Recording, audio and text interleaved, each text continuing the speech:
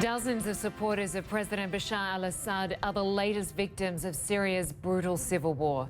State media say a car bomb targeting buses full of civilians was disguised as a shipment of food. The Syrian Observatory for Human Rights says at least 43 people have been killed. Some of the pictures being circulated by Syrian state TV and on social media of the aftermath here really are just absolutely horrifying.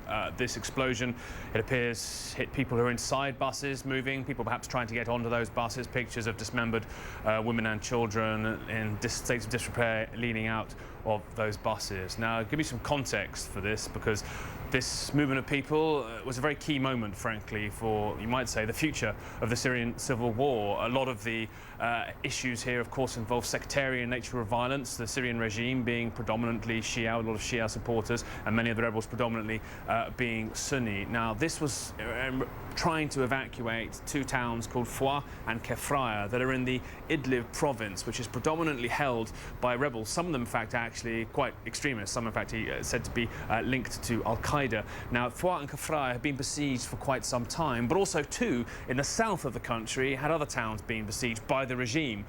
They were called MoreThey and Zabadani. Now, a plan brokered by the United Nations involved a kind of a swap.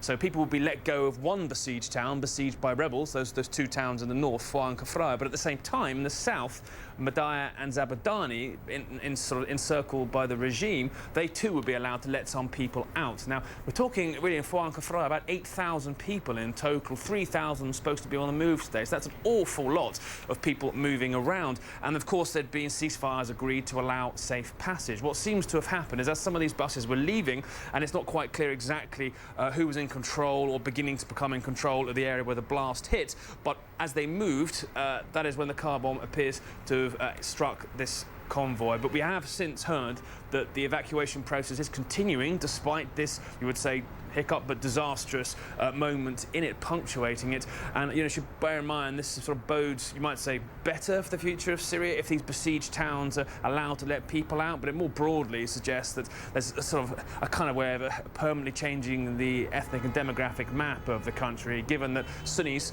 are leaving areas that are surrounded by Shia, and Shia leaving areas that are predominantly Sunni, the country sort of splitting in two. But these horrifying scenes today, just another sign, frankly, of the kind of savagery that's marked this war. This, it seems, regime-friendly populations being slaughtered. Of course, rebel-friendly populations have received the wrath of the regime on a daily basis, but none of that detracts from the sheer horror of these pictures and the brutality of that car bomb, Linda.